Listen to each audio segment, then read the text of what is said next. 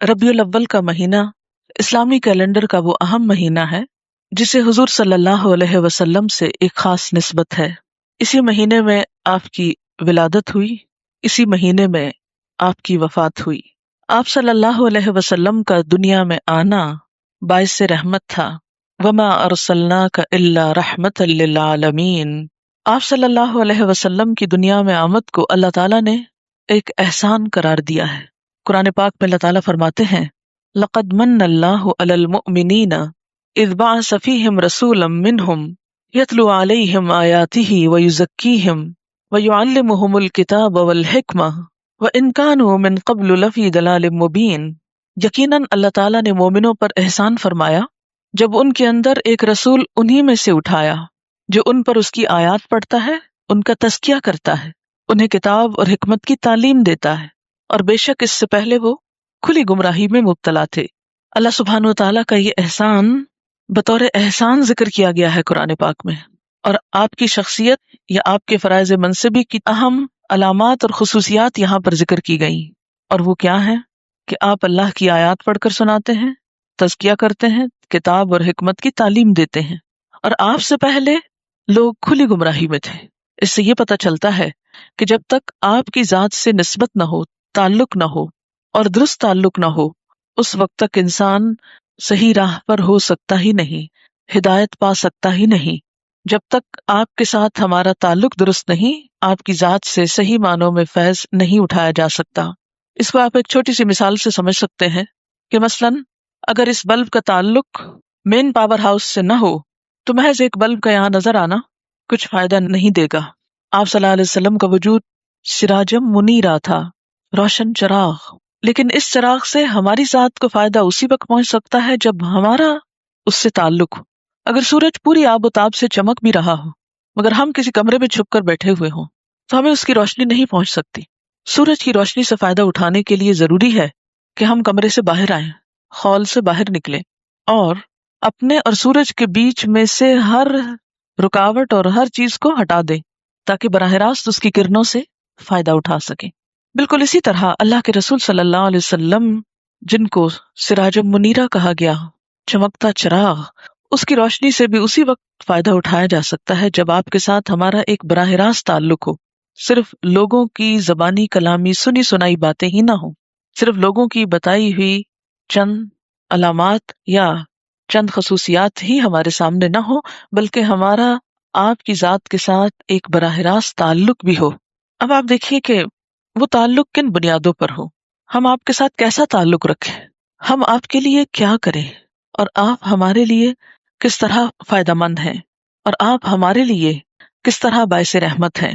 اگر ہم قرآن پاک اور سنت رسول صلی اللہ علیہ وسلم کا مطالعہ کریں تو ہمیں چند ایسی بنیادیں نظر آتی ہیں کہ جن پر ہم آپ کے ساتھ اپنے تعلق کو استوار کر سکتے ہیں، بہترین بنا سکتے ہیں۔ اس میں سے سب سے پہلا تعلق جو ہے وہ ایمان کا ہے۔ یاد رکھیے کہ آپ صلی اللہ علیہ وسلم کو بڑا انسان ماننے کے لیے صرف مسلمان ہی نہیں، غیر اقوام بھی تیار ہیں، لیکن رسول اللہ ماننے کے لیے سب تیار نہیں ہیں۔ اگر ہم چاہتے ہیں کہ اللہ کے رسول صلی اللہ علیہ وسلم کی ذات سے ہمیں صحیح فائدہ پہنچے تو اس کے لیے کیا ضروری ہے؟ نمبر 1، آپ پر ایمان ضروری ہے۔ قرآن پاک میں اللہ تعالیٰ فرماتے ہیں اِنَّا أَرْسَلْنَاكَ شَاهِدًا وَمُبَشِّرًا وَنَذِيرًا لِتُؤْمِنُوا بِاللَّهِ وَرَسُولِهِ وَتُعَزِّرُوهُ وَتُوَقِّرُوهُ۔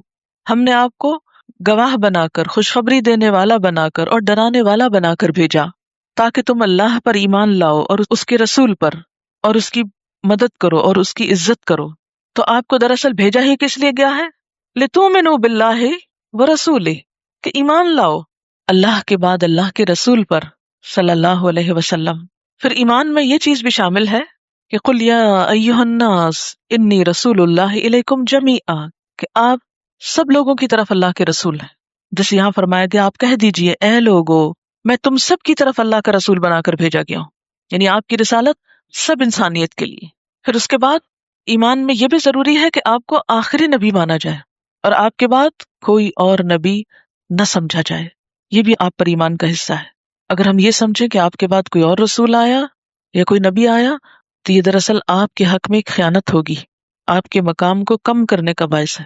آپ صلی اللہ علیہ وسلم پر ایمان لانا نیک اعمال میں سے ایک بہترین عمل ہے۔ ان ابی ہریرہ ان رسول اللہ صلی اللہ علیہ وسلم سئل ای العمل افضل فقال الایمان باللہ ورسولہ۔ حضرت ابو ہریرہ رضی اللہ تعالی عنہ سے روایت ہے کہ رسول اللہ صلی اللہ علیہ وسلم سے پوچھا گیا کون سا عمل سب سے افضل ہے، تو آپ صلی اللہ علیہ وسلم نے فرمایا اللہ پر ایمان اور اس کے رسول پر ایمان۔ یہ بخاری کی روایت۔ یعنی سب سے بہترین عمل کیا ہے؟ اللہ پر ایمان لانا اور اس کے رسول کو ماننا۔ اس عمل جیسا کوئی عمل ہو سکتا ہی نہیں۔ اگر کسی کے پاس یہ عمل نہیں اور باقی بہت سارے عمل ہیں اچھے اچھے، تو وہ سارے مل کر بھی اس کو فائدہ نہیں پہنچا سکتے جب تک کہ یہ عمل اس کے پاس نہ ہو۔ اسی لیے جو لوگ ایمان سے خالی ہیں وہ بڑے خسارے میں ہیں۔ تو ایمان کس چیز کا مطالبہ کرتا ہے؟ قربانی کا۔ ایمان کس چیز کا نام ہے؟ عمل کا۔ اسی لیے سورۃ انفال میں اللہ تعالیٰ فرماتے ہیں اطیعوا اللہ ورسولہ ان کنتم مؤمنین، اطاعت کرو اللہ اور اس کے رسول کی صلی اللہ علیہ وسلم اگر تم مومن ہو۔ اگر مومن ہو تو کیا کرو؟ اطاعت کرو، بات مانو۔ اطاعت کا جو مادہ ہے یہ توئے واو عین ہے، تو کا کیا مطلب ہوتا ہے؟ تو ضد ہے کرہ کی، کاف رے ہے۔ تو سے طاعت ہے اور کرہ سے کراہت ہے۔ کراہت کس کو کہتے ہیں؟ ناپسند کرنا۔ تو اطاعت ہوتی ہی وہ ہے جو دل کی خوشی سے ہو، اور کراہت یعنی مجبوری، جبرن یا ناپسندیدگی سے۔ تو نبی صلی اللہ علیہ وسلم کے ساتھ بہترین تعلق اسی وقت ہو سکتا ہے جب ایمان کے بعد آپ کی اطاعت بھی ہو۔ اور کیسی اطاعت ہو؟ کھلے دل کے ساتھ، گھٹے گھٹے نہیں۔ آپ کی کوئی بات سنیں، پڑھیں، جانیں، بس مان لیں، اس لیے کہ ہمیں آپ کی شخصیت، آپ کی ذات، آپ کی رسالت پر مکمل ایمان، اعتماد اور بھروسہ ہے، ہم شک نہیں کریں گے۔ قرآن پاک میں اللہ تعالیٰ فرماتے ہیں وَمَا أَرْسَلْنَا مِن رَسُولٍ إِلَّا لِيُطَاعَ بِإِذْنِ اللَّهِ، ہم نے کوئی رسول ایسا نہیں بھیجا کہ جس کی اللہ کے اذن کے ساتھ اطاعت نہ کی جائے۔ بھیجا ہی اس لیے کہ اس کی بات مانی جائے۔ ہر رسول اس لیے بھیجا گیا کہ اس کی بات مانی جائے، ورنہ تو بھیجنے کا مطلب کیا ہے؟ وہ آ کے بیٹھا رہے کرسی پہ اور لوگ اپنی اپنی مرضی کریں؟ نہیں، آپ کی آمد کا مقصد ہی یہ ہے کہ لوگ آپ کو فالو کریں، آپ کے طریقے پر چلیں، آپ کی اطاعت کریں۔ سورۃ انفال میں اللہ تعالیٰ فرماتے ہیں یا ایھا الذین آمنوا استجیبوا للہ وللرسول اذا دعاکم لما یحییکم، اے لوگو جو ایمان لائے ہو، استجیبوا جواب دو، لبیک کہو اس بات پر، اللہ اور اس کے رسول کے لیے لبیک کہو، اذا دعاکم جب وہ بلاتے ہیں تم کو، لما یحییکم اس چیز کے لیے جو تم کو زندہ کر دیتی۔ یعنی وہ تمہیں موت کی طرف نہیں بلاتے اپنی اطاعت کروانے کو، کس چیز کی طرف بلاتے ہیں؟ زندگی بخشنے والی چیزوں کی طرف۔ کیونکہ عام طور پہ ہم کیا سمجھتے ہیں، ہائے اب یہ کرنا پڑ جائے گا، اسلام کی طرف آئے تو یوں پھنس جائیں گے، ادھر پکڑ ہوگی ادھر پھنس۔ نہیں، زندگی ہے یہ زندگی۔ سورۃ النور میں تو صاف کہہ دیا گیا وَإِن تُطِيعُوهُ تَهْتَدُوا، اگر تم اس کی اطاعت کرو گے تو ہدایت پاؤ گے، ورنہ ہدایت ہی نہیں۔ وہ ہدایت ہی نہیں جس میں آپ کی اطاعت نہیں۔ اور کیسے؟ ما آتاکم الرسول فخذوہ، جو دیں تم کو رسول وہ لے لو، وما نہاکم جس سے روکیں انہو فانتہوا رک جاؤ، ایسی اطاعت، پھر اپنی مرضی نہیں۔ سورۃ الاحزاب میں آتا ہے وما کان لمؤمن ولا مؤمنۃ اذا قضى اللہ ورسولہ امرا ان یکون لهم الخیرۃ من امرہم ومن یعص اللہ ورسولہ فقد ضل ضلالا مبینا۔ کسی مومن مرد کے لیے اور کسی مومن عورت کے لیے یہ جائز ہی نہیں کہ جب اللہ اور اس کا رسول کسی بات کا فیصلہ کر دے تو پھر ان کا اپنا اختیار اس معاملے میں ہو، پھر وہ اپنی مرضی کرے۔ اور جو اللہ اور اس کے رسول کی نافرمانی کرے گا وہ تو کھلم کھلا بھٹک گیا، اس کے بھٹکنے میں شک ہی کوئی نہیں۔ اللہ اور اس کے رسول کی نافرمانی سراسر گمراہی کی بات ہے، ایسا شخص ہدایت یافتہ ہو ہی نہیں سکتا۔ صاف طور پر کہا گیا سورۃ انفال میں یا ایھا الذین آمنوا اطیعوا اللہ ورسولہ ولا تولوا عنہ وانتم تسمعون، اے لوگو جو ایمان لائے ہو اللہ اور اس کے رسول کی اطاعت کرو اور اس سے منہ نہ موڑو، منہ نہ پھیرو، وانتم تسمعون حالانکہ تم سن رہے، سن کے جان بوجھ کے پھر اپنی مرضی کرتے ہو۔ مزید فرمایا ولا تکونوا کالذین قالوا سمعنا وهم لا يسمعون، ایسے لوگوں کی طرح نہ ہو جانا جو منہ سے تو کہہ دیتے ہیں سن لیا ہم نے، لیکن سنتے کوئی نہیں، حقیقت میں نہیں سنتے۔ سورۃ آل عمران میں فرمایا قل اطیعوا اللہ واطیعوا الرسول فإن تولوا فإن اللہ لا يحب الکافرین، کہہ دیجئے اللہ کی اطاعت کرو اور رسول صلی اللہ علیہ وسلم کی اطاعت کرو، پھر اگر تم منہ موڑو گے تو اللہ تعالی کافروں سے محبت نہیں رکھتا۔ یہاں ایمان کی بات نہیں ہو رہی، اطاعت کی ہو رہی، اور اطاعت سے منہ موڑنے کو کفر سے تعبیر کیا جا رہا ہے. یعنی اگر آپ کی بات نہیں مانو گے تو پھر یہ ایک طرح سے کیا ہے؟ انکار ہے، کفر ہے. آپ صلی اللہ علیہ وسلم نے فرمایا کل امتی یدخلون الجنت الا من ابا، میری ساری امت جنت میں جائے گی سوائے اس کے جس نے انکار کیا. قیل ومن ابا، پوچھا گیا انکار کون کرتا ہے؟ قالا، فرمایا من اطاعنی، جس نے میری اطاعت کی، دخل الجنہ، وہ جنت میں داخل ہوگا. ومن عصانی فقد ابا، جس نے میری نافرمانی کی اس نے تو گویا انکار کیا. تو اس سے کیا پتہ چلتا ہے کہ آپ کی نافرمانی دراصل آپ کا انکار ہے.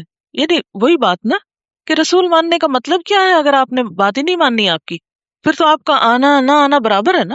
پھر تو آپ کو رسول ماننا یا نہ ماننا برابر ہے. مثلاً اگر کوئی پیٹر یا جین اللہ کے رسول صلی اللہ علیہ وسلم کی بات نہیں مان رہے اور فاطمہ اور ساجدہ بھی نہیں مان رہی، تو فرق کیا ہوا؟ ہاں، کوئی فرق ہوا؟ صرف زبان سے کہہ دینا کہ ہم مانتے ہیں اور عمل سے کچھ نہ مان کے دکھانا، عملی طور پہ تو کوئی فرق نظر نہیں آتا. اب یاد رکھیے کہ اللہ کے رسول صلی اللہ علیہ وسلم کی اطاعت سے انکار دنیا میں تو خسارے کا سبب ہے ہی، بدبختی کا سبب ہے ہی، لیکن آخرت میں بھی بڑے نقصان کا سبب ہے.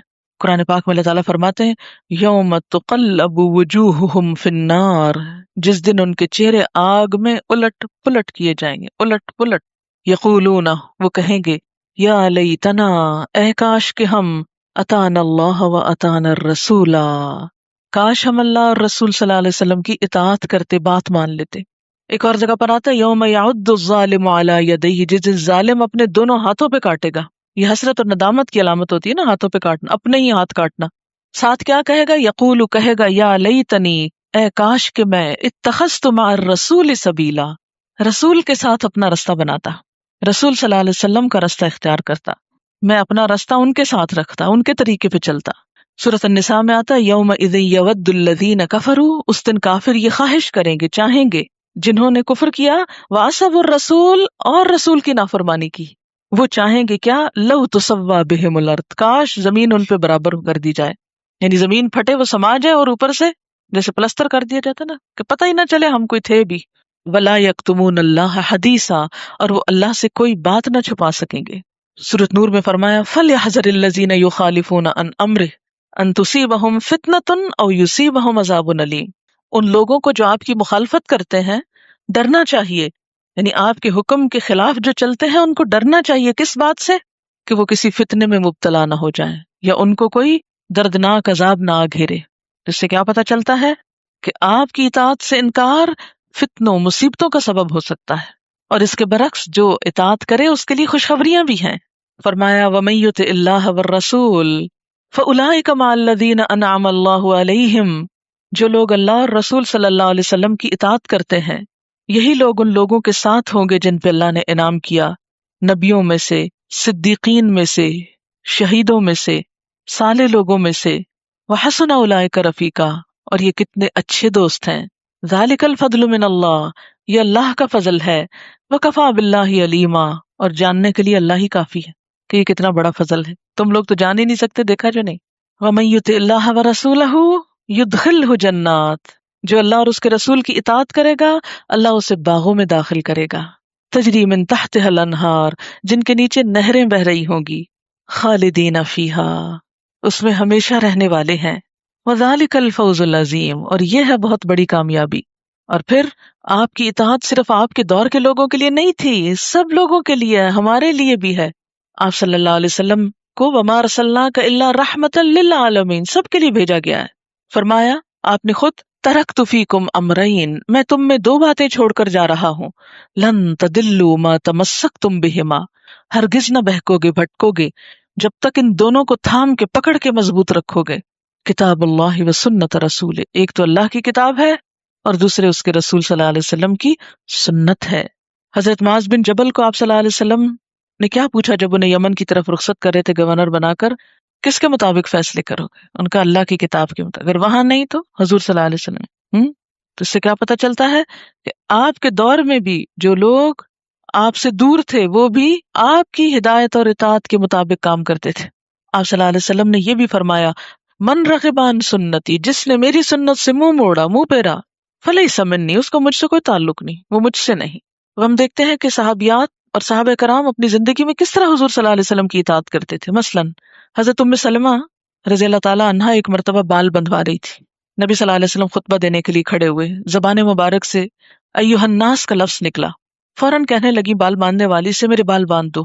وہ کہنے لگی ایسی کیا جلدی ہے؟ اس نے کہا ابھی تم نے سنا نہیں ایھا الناس آپ کی زبان سے نکلا ہے تو کیا ہم اس میں شامل نہیں؟ اور خود بال باندھ کے کھڑی ہو گئی اور کھڑے کھڑے پورا خطبہ سنا. یہ تھی اطاعت. ام سلیم کے ہاں حضور صلی اللہ علیہ وسلم کا کھانا تھا اور ابو طلحہ کا گھبرانا. ان کے شوہر تھے کیونکہ بہت سے لوگ آپ کے ساتھ آ گئے. تو ام سلیم کہتی ہیں کہ تم کیوں پریشان ہوتے ہو؟ اپنے شوہر کو سمجھانے لگے. ان باتوں کو خدا اور رسول زیادہ جاننے والے ہیں کہ کتنے لوگوں کو کہاں لے کے جانا ہے. اور کھانے میں برکت ہوئی. حضرت ام شریک ایک صحابیہ تھی. اسلام کے آغاز میں خفیہ طور پر قریش کی عورتوں کو اسلام کی دعوت دیتی تھی. یعنی مرد تو باہر سن لیتے تھے تو عورتوں کو کون جا کے بتائے؟ یہ خاتون مسلمان ہوئی اور گھر گھر جا کر عورتوں کو بتاتی تھی کہ اسلام کیا ہے. عربی کا ایک محاورہ ہے کہ جس کے اندر چاہت ہوتی ہے وہ دروازہ کھٹکھٹاتا ہے اور جو دروازہ کھٹکھٹاتا ہے اس کے لیے دروازہ کھل ہی جاتا ہے. بہت سے لوگ کہتے ہیں نا ہم اسلام کی تبلیغ کیسے کریں، کام کیسے کریں، ہمیں آتا ہی نہیں کرنا. اگر چاہت ہوگی نا تو دروازہ جا کھٹکھٹا ہوگی کسی کا، اور جو کھٹکھٹانے کے لیے پہنچے گا اس کے لیے دوسروں کو کھولنا ہی پڑے گا. تو جب چاہت ہی نہیں تو دروازہ کیسے کھٹکھٹاؤ گے؟ اور جب کھٹکھٹاؤ گے نہیں تو کھلے گا کیسے؟ کیسے کام بنے گا؟ کیسے رستہ نکلے گا؟ تو بات تو پھر وہ اندر کی محبت اور ایمان کی ہے نا. کہتے ہیں کہ یہی ام شریک جب ایمان لائیں تو ان کے عزیز رشتہ داروں نے انہیں دھوپ میں لے جا کے کھڑا کر دیا. جھلستی دھوپ میں ان کو روٹی کے ساتھ شہد کھلاتے اور پانی نہ دیتے، اور 3 دن تک ایسا ہی کرتے رہے اور کہتے کہ جس مذہب پہ تم ہو اسے چھوڑ دو. وہ اس قدر بدحواس تھی کہ سمجھ نہ سکی کہ کیا کہتے ہیں. لوگوں نے آسمان کی طرف انگلی اٹھا کر سمجھانے کی کوشش کی. بولی خدا کی قسم میں تو اب تک اس عقیدے پر قائم ہوں، میں تو نہیں چھوڑتی. یعنی ہوش حواس اڑ گئے لیکن پھر بھی نہیں چھوڑا. حضرت سمیہ کو مکہ کی تپتی ریت پر لوہے کی زرہ پہنا کے کھڑا کیا جاتا تھا، پھر بھی وہ اسلام پہ قائم رہی. ہم میں سے کسی کو ایسی تکلیف تو نہیں دی گئی. حضرت ابو طلحہ نے جب ام سلیم سے نکاح کی خواہش کی تو انہوں نے کہا ابو طلحہ تم جس خدا کو پوچھتے ہو یہ تو ایک لکڑی سے بنا ہے، فلاں معمار نے اس کو بنایا ہے، فلاں حبشی نے تیار کیا ہے، تمہیں اس کی عبادت کرتے ہوئے شرم نہیں آتی؟ اور اگر تم مسلمان ہو جاؤ تو میرا مہر یہی ہوگا میں جب تم سے نکاح کروں.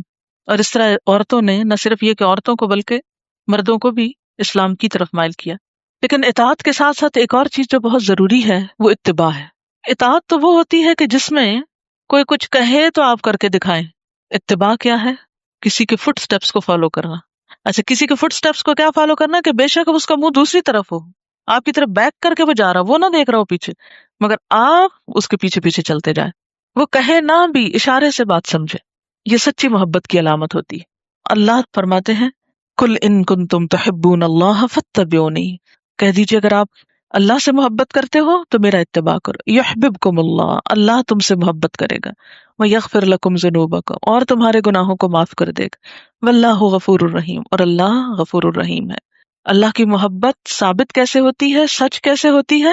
آپ صلی اللہ علیہ وسلم کے اتباع سے، یعنی خاموشی کے ساتھ آپ کی ہر بات ماننا، خواہ آپ کا حکم ہو یا آپ کا طریقہ ہو یا آپ کی پسند ہو، ان سب چیزوں کو اپنی پسند مان لینا.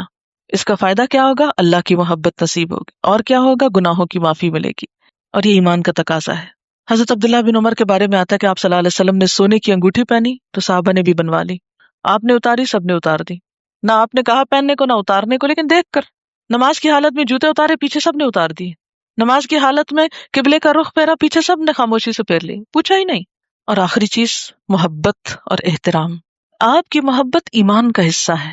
نبی صلی اللہ علیہ وسلم نے فرمایا فوالذی نفسی بیدی لا یؤمن احدکم حتی اکون احب الیہ من والدہ وولدہ والناس اجمعین. خدا کی قسم جس کے قبضے میں میری جان ہے، اس وقت تک تم مومن نہیں ہو سکتے جب تک کہ میں تم کو اپنے والد سے، اولاد سے اور سب انسانوں سے زیادہ پیارا نہ ہو جاؤں. تو آپ کی محبت سب انسانوں کی محبت سے زیادہ ہونی چاہیے. ایمان کی حلاوت ہی اس کو ملتی ہے جس کے اندر 3 باتیں اور ان میں سے ایک یہ ہے کہ جسے اللہ اور اس کا رسول ہر چیز سے بڑھ کر پیارے ہوں. اس کا صلہ کیا ہے؟ فائدہ کیا ہوگا ایسی محبت کا؟ دنیا کی محبتیں تو انسان کو اذیت میں رکھتی ہیں، پریشان کرتی ہیں، لیکن اللہ اور اس کے رسول کی محبت، نبی صلی اللہ علیہ وسلم نے فرمایا من احبنی کان معی فی الجنہ، جس نے مجھ سے محبت کی وہ جنت میں میرے ساتھ ہوگا.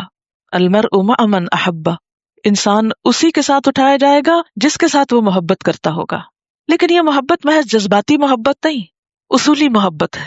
لیکن بعض اوقات ہم اس محبت میں غلو کو پہنچ جاتے ہیں اور آپ کے مقام سے اوپر لے جاتے ہیں، اللہ تعالیٰ کے برابر قرار دینے لگتے ہیں، جو ایک شرک ہو جاتا ہے۔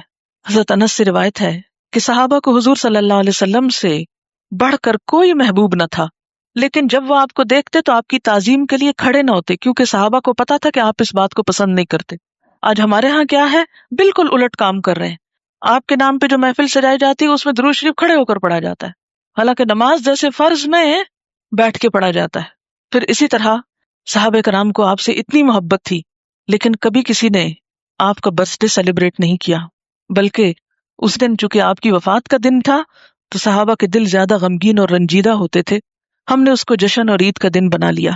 تو بات یہ ہے کہ اگر ہم چاہتے ہیں کہ ہم سچے معنوں میں آپ کے امتی ہوں، ہم آپ سے محبت کریں اور آپ ہماری شفاعت کرائیں، تو ضروری ہے کہ ہم ان اصولوں کے ساتھ آپ سے تعلق رکھیں جو قرآن اور سنت میں طے کر دیے گئے۔ خود ساختہ اصولوں کے تحت محبت کے معیار قائم کرنا جو آپ کے ہاں اپرووڈ ہی نہ ہو، پسند ہی نہ ہو آپ کو، وہ نہ ہماری دین کو کوئی فائدہ دیتے ہیں اور نہ ہماری آخرت کو۔ اللہ تعالی ہمیں صحیح رستے پہ چلنے کی توفیق عطا فرمائے۔ وآخر دعوانا ان الحمد للہ رب العالمین۔